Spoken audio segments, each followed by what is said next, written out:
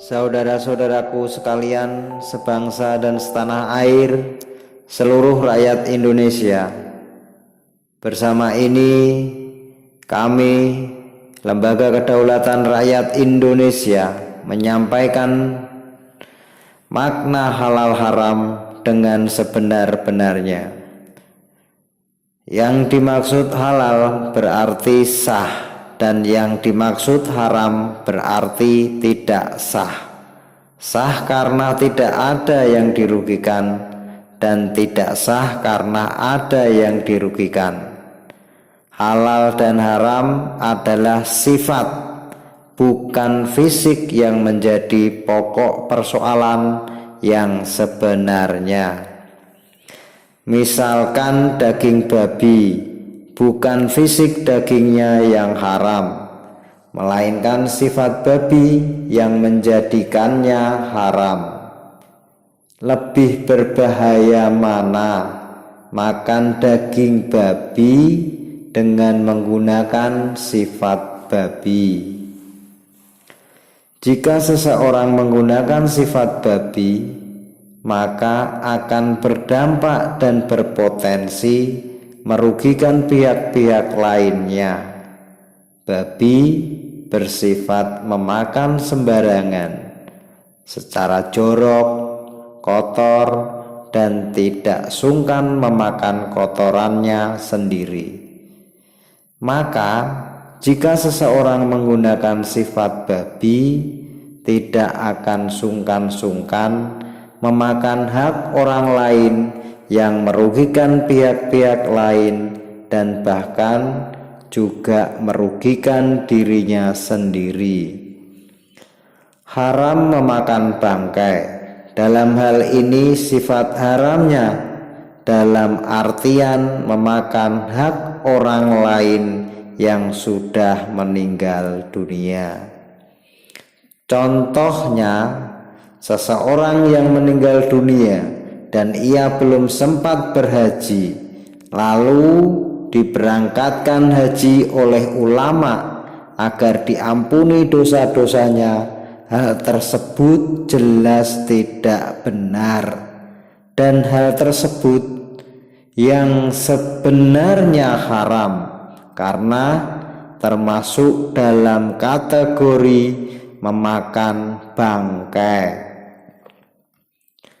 Belum lagi seseorang yang meninggal dunia dan dalam sakitnya orang tersebut banyak meninggalkan ritual-ritual peribadatan agama.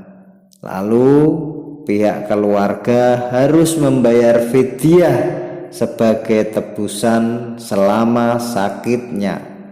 Hal seperti itu jelas tidak benar, dan hal tersebut dalam kategori haram karena bagian dari memakan bangkai. Haram memakan darah. Yang dimaksud haram memakan darah ialah memakan hasil keringat orang lain. Jika memakan darah itu haram, ukurannya pun setetes darah tetap haram. Padahal di setiap daging pasti ada darah di dalam dagingnya. Bagaimana dengan darah di dalam daging selama ini? Jadi, untuk bangsa Indonesia, rakyat Indonesia, baiknya memaknai halal haram tersebut dengan benar, agar tidak terjadi eksploitasi pemanfaatan sebagai lahan pendapatan yang memperkaya kelompok golongan agama yang jelas-jelas membebani bangsa Indonesia, rakyat Indonesia, yang menjadikan bangsa Indonesia, rakyat Indonesia sebagai objek eksploitasi dengan dalil halal haram tersebut. Misalkan sebuah label halal yang nyata-nyata pungutan kelompok golongan agama tertentu yang mengeksploitasi dan membebani bangsa Indonesia, rakyat Indonesia sebagai konsumen pemakai penggunaan produk yang dilabeli halal tersebut. Yang pasti beban produksi menjadi beban bangsa Indonesia, rakyat Indonesia sebagai konsumen produk. Karena label halal masuk dalam nilai produk yang harus dibayar oleh bangsa Indonesia, rakyat Indonesia sebagai konsumen.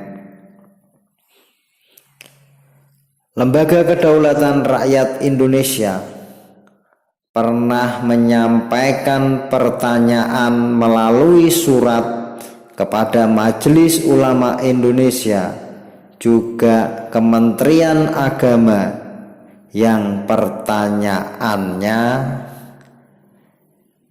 bebek, angsa, dan entok hidup di dua alam. Kenapa hewan tersebut tidak diharamkan?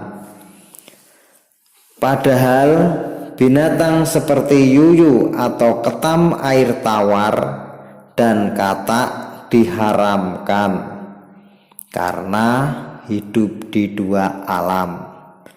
Yang sampai sekarang pertanyaan tersebut tidak ada jawabannya, dan yang mana hal tersebut menunjukkan hukum halal haram adalah hukum sepihak yang bermuatan kepentingan untuk mencari penghasilan dengan dalih hukum halal haram yang tidak relevan bagi bangsa Indonesia, rakyat Indonesia.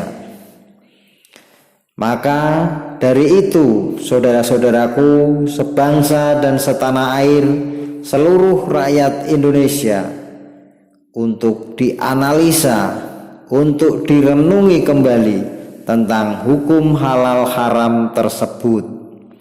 Selamat merenung, selamat menganalisa saudara-saudaraku sebangsa dan setanah air. Singkirkan belenggu-belenggu yang membuat bangsa Indonesia, rakyat Indonesia sebagai objek bahkan korban pembodohan yang mengatasnamakan agama. Selamat berjuang, hak rakyat harus kembali merdeka. Lembaga Kedaulatan Rakyat Indonesia, pergerakan rakyat menuju alam kemerdekaan.